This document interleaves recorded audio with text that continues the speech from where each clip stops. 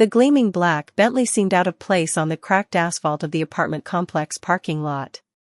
Richard Blackwood adjusted his expensive watch, checking the time as he stepped out of his luxury car. At 42, he had everything money could buy: a thriving tech company worth millions, a penthouse overlooking the city skyline, and the freedom to travel anywhere at a moment's notice. But as he approached the shabby three-story building where his ex-wife now lived, an unfamiliar feeling of unease settled in his stomach. He hadn't visited Jennifer's place before. Their arrangement had always been that she would drop Lily off at his place for their weekend visits.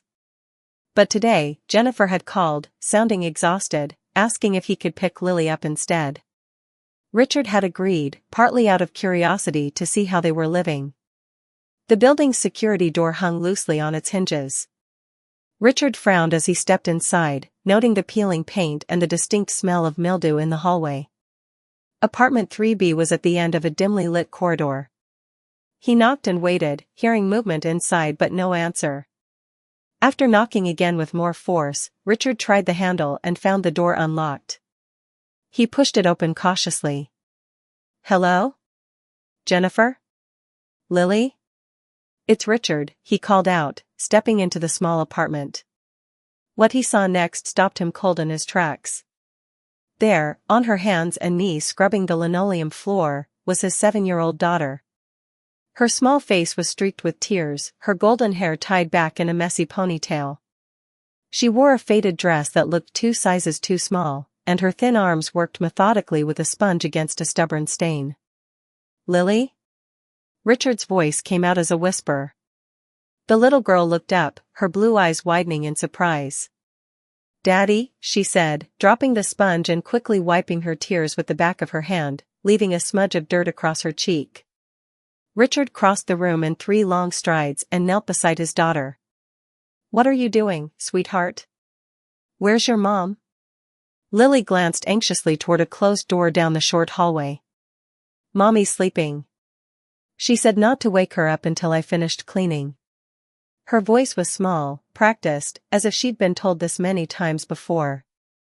Richard looked around the apartment for the first time, really taking it in. The furniture was sparse and worn. A single lamp provided most of the light. There were buckets placed strategically around the room catching water from a leaking ceiling.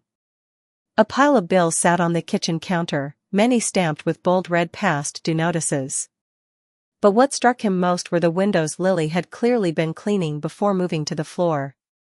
They were spotless, the only thing in the apartment that sparkled. Next to them sat cleaning supplies, organized neatly in a child-sized basket. "Do you do this often?" Richard asked, his throat tight. Lily nodded. "Mommy works a lot. She gets very tired. I help so she can rest." Richard felt something break inside him. This was his daughter, his little girl who should be playing with toys, watching cartoons, enjoying her childhood. Not cleaning an apartment while her mother slept, presumably exhausted from whatever jobs she was working to keep them afloat. He'd been sending the court-mandated child support, but clearly it wasn't enough. Or perhaps Jennifer's situation was worse than he'd imagined. They hadn't spoken much since the divorce 3 years ago, their communication limited to brief exchanges about Lily's schedule. As Richard looked at his daughter's small hands, red and raw from cleaning chemicals, a wave of shame washed over him. He'd been living in luxury while his own child was here, in these conditions, growing up too fast. "Let's put these cleaning supplies away," he said gently, taking the sponge from Lily's hand. "Why don't you get your things for the weekend? I think we should let your mom sleep, and you and I can have our visit a little early today."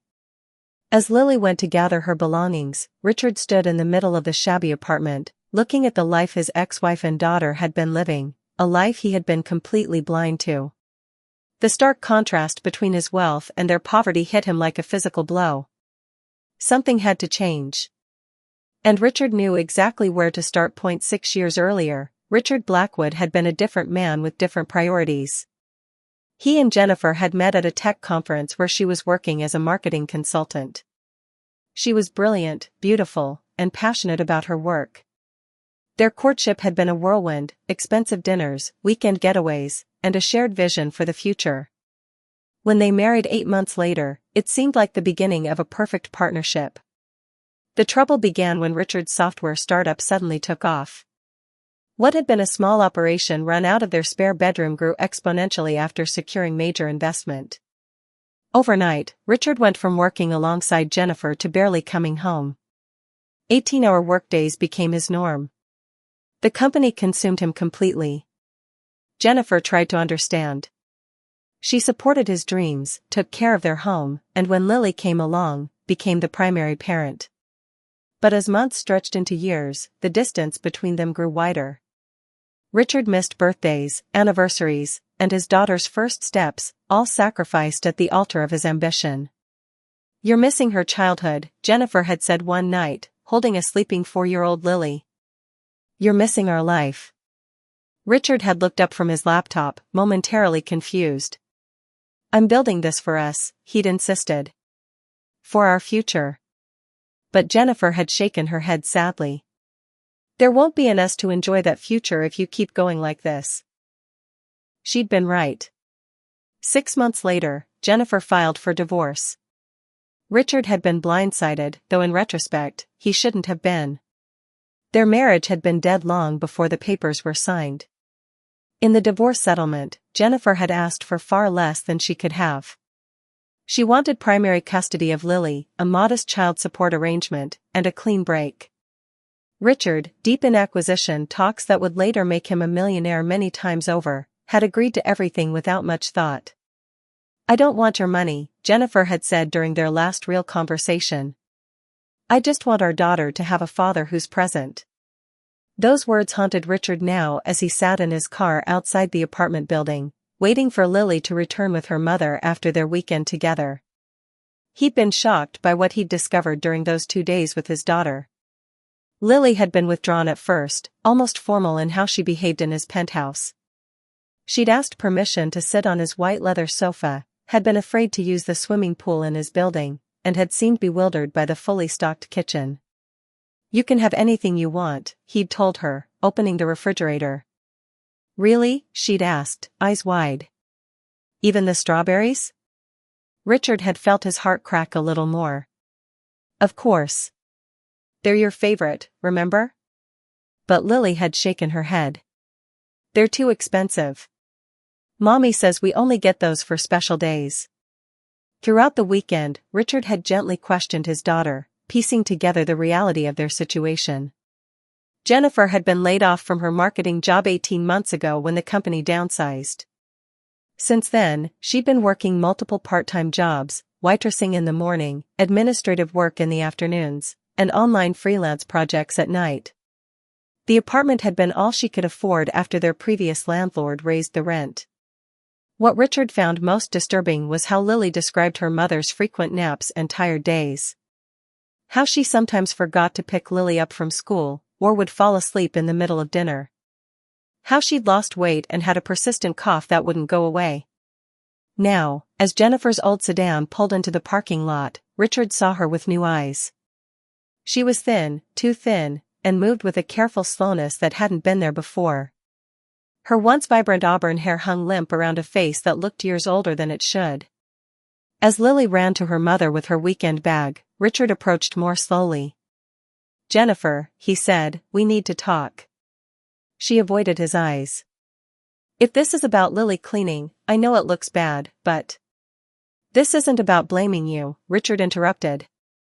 "This is about me not knowing what's really been going on." Jennifer glanced at Lily, then back to Richard. "Not now. Not in front of her." Richard nodded. "Tomorrow then. I'll come by when Lily's at school." For a moment, Jennifer looked like she might refuse. Then a brief coughing fit seized her, and she simply nodded, too exhausted to argue. As Richard watched them walk back into the rundown building, the weight of his negligence settled fully on his shoulders. He'd been so focused on building his empire that he'd completely lost sight of what truly mattered. His ex-wife was clearly struggling with something beyond financial hardship, and his daughter had been bearing burdens no child should carry. Tomorrow, he would get answers. And then, he would make things right, no matter what it took. The next morning, Richard arrived at Jennifer's apartment promptly at 9, after Lily had been dropped off at school. He'd barely slept, his mind racing with questions and concerns. When Jennifer opened the door, she looked even worse than she had the day before, pale, with dark circles under her eyes and a thinness that bordered on gaunt. "Come in," she said quietly, stepping aside. The apartment looked different in daylight, smaller, shabbier, but cleaner than it had any right to be given the circumstances. "Would you like some coffee?" Jennifer asked, moving toward the kitchen with that same careful slowness Richard had noticed yesterday. "No, thank you." "Jennifer, please, sit down." He gestured to the worn couch. "You don't look well." She sank onto the couch with what seemed like relief. "Always straight to the point, Richard. Some things never change." There was an awkward silence as they regarded each other, two people who had once shared everything, now virtual strangers. Finally, Richard spoke. "Why didn't you tell me how bad things were? The child support, was it not enough? Did the payments not come through?" Jennifer shook her head. "The payments came. It's not that." "Then what?" "Because what I saw yesterday, Lily cleaning while you slept, this apartment, the past due bills, none of this makes sense." Jennifer looked down at her hands, which were thin and trembling slightly. "I was diagnosed with stage 3 lymphoma 14 months ago," she said quietly. Richard felt as if the floor had dropped out from under him. "Cancer? You have cancer, and you didn't tell me?" "We were divorced, Richard. You had moved on." "What was I supposed to say?" "Sorry to bother you with your new life, but I'm sick." "Yes." He stood up, unable to contain his agitation. "Yes, that's exactly what you should have said. I'm Lily's father. If you're sick, that affects her, which means it concerns me." "Keep your voice down," Jennifer said, glancing at the thin walls. "The neighbors will hear." Richard forced himself to calm down and sat back in the chair opposite her. "The treatment costs, is that why things are so tight financially?" Jennifer nodded. "Insurance covers some, but the deductibles, the medications, the days I can't work, it adds up. I sold everything I could. Downsized twice. I've been trying to keep it together until I finish treatment." "And Lily? Does she know?" "Not everything. She knows I'm sick, that I need to rest a lot. She doesn't know how serious it is." Jennifer's voice broke slightly. "She started helping around the house on her own at first. Small things. Then more as I got weaker. I never meant for her to take on so much. I ran out of options." Richard felt a complex mix of emotions, anger at being kept in the dark, guilt for not being more present, and most of all, fear for Jennifer and what this meant for Lily. "What's your prognosis?" he asked finally. "If I can complete the full treatment regimen, good. About 70% chance of remission." She paused. "But I had to pause treatment last month. I couldn't afford the time off work."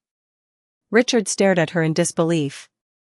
"You stopped cancer treatment because you had to work? To make rent?"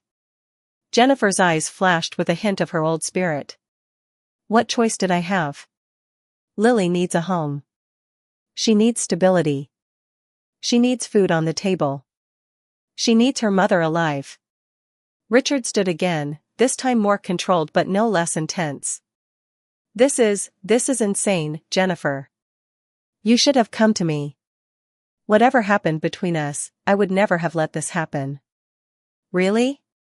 When was the last time we had a real conversation before yesterday? When was the last time you asked about anything beyond whether Lily had finished her homework or what time you should pick her up?" Her voice was bitter now. "You disappeared into your work years ago, Richard. You checked out of our lives long before the divorce." The accusation stung because it was true. Richard had prioritized his company above everything, convincing himself that financial success would make up for his absence. Now, faced with the consequences of those choices, he felt profound regret. "I'm sorry," he said simply. You're right. I wasn't there. But I'm here now, and this can't continue. Lily cleaning the apartment while you sleep because you're exhausted from cancer and working 3 jobs. That ends today. Jennifer looked wary. What do you mean? I mean, I'm going to help. Not just with money, but with everything.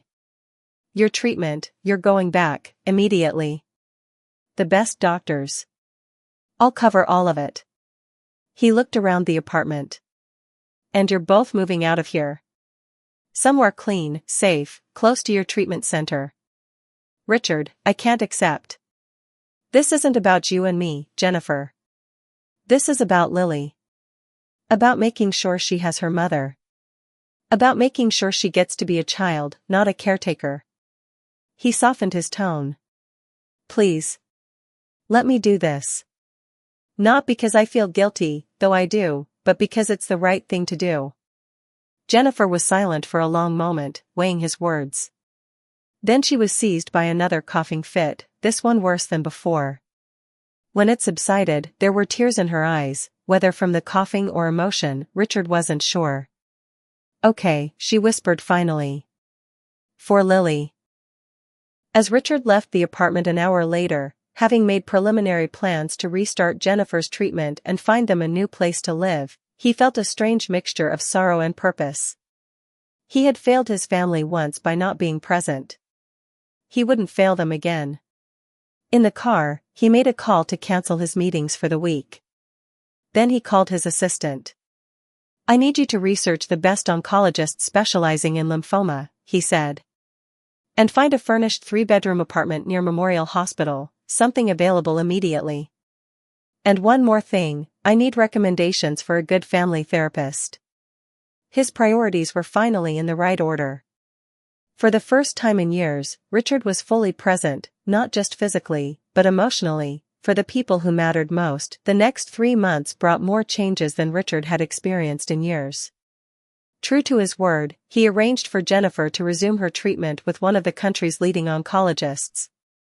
He found them a spacious apartment in a secure building just 5 minutes from the hospital, with a park nearby where Lily could play.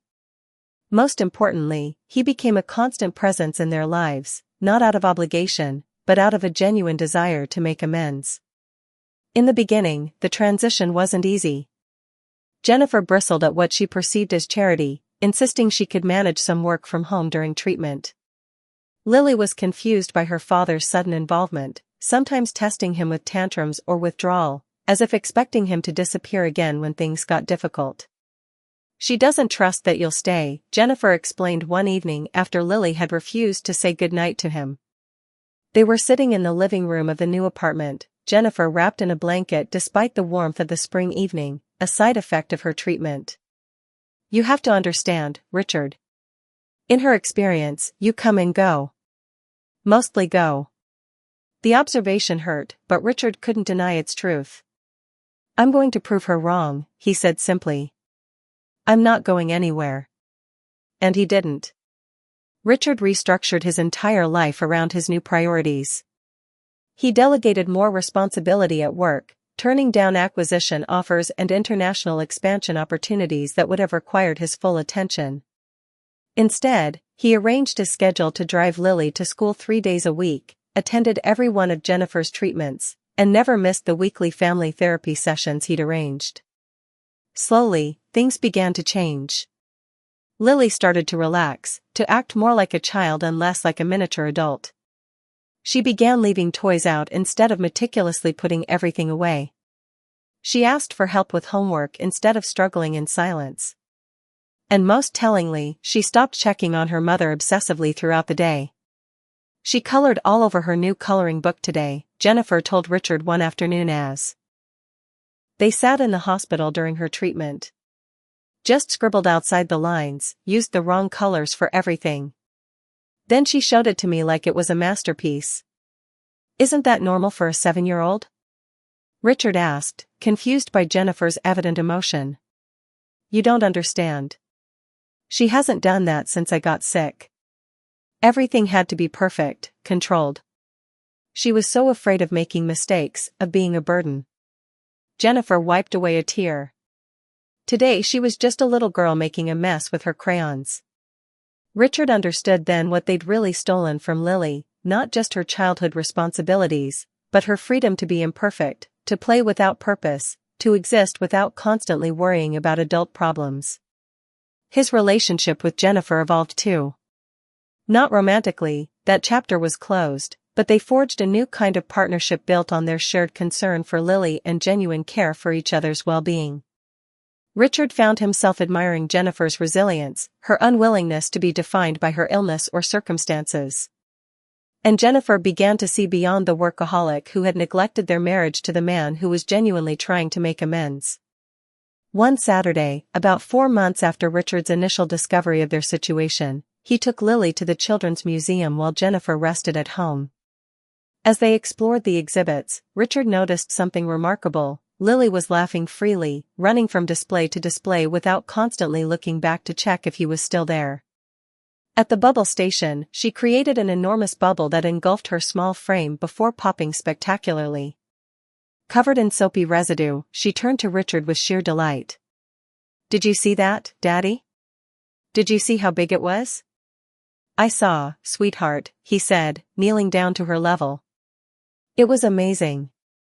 Lily threw her arms around his neck, a spontaneous show of affection that took him by surprise. "I'm having the best day," she whispered in his ear. Later, as they shared ice cream on a bench outside the museum, Lily grew contemplative, swinging her legs as she carefully licked her chocolate cone. "Daddy," she said suddenly, "are you going to go away again when Mommy gets better?" The question caught Richard off guard. "No, Lily. I'm not going away." "But what about your important work?" "You always had important work before." Richard set his ice cream aside and took his daughter's small hand in his. "Lily, nothing is more important than you. Not my work, not anything. I made a mistake before. I thought working hard and making money was how I showed I loved you and your mom. But I understand now that's not true." "What shows love then?" she asked, genuinely curious. Richard thought carefully before answering. "Being there. Listening. Helping when things are hard.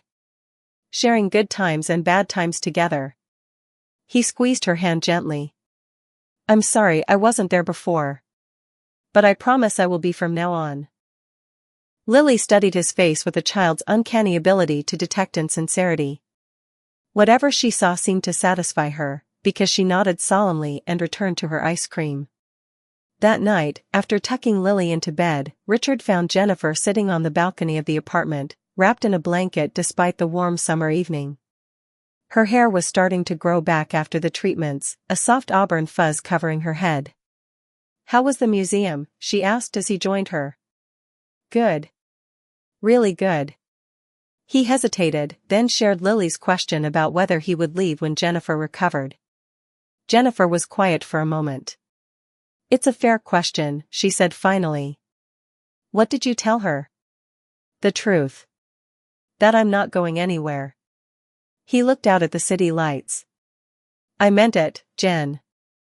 Even after you're better, and the doctors say you're responding well to treatment, I want to be present in Lily's life. In both your lives, as much as you'll let me." Jennifer turned to study him. "You've changed," she said simply. "Seeing Lily that day, cleaning while crying, it broke something in me. Or fixed something. Maybe both." He met her gaze directly. "I don't expect us to get back together. That's not what this is about. But I want us to be a family, whatever that looks like." Jennifer nodded slowly. "I'd like that too." She smiled, a real smile that reached her eyes. "For what it's worth, Richard, I think you're finally becoming the man I always knew you could be." As they sat in comfortable silence, watching the stars appear above the city, Richard felt a sense of peace he hadn't experienced in years. His definition of success had fundamentally changed. The empire he'd built seemed hollow compared to the joy of his daughter's spontaneous hug, the quiet satisfaction of helping Jennifer through her treatment, the privilege of being truly needed and present. Money had given him the means to help, but it was love, active, present, sacrificial love, that was making the real difference.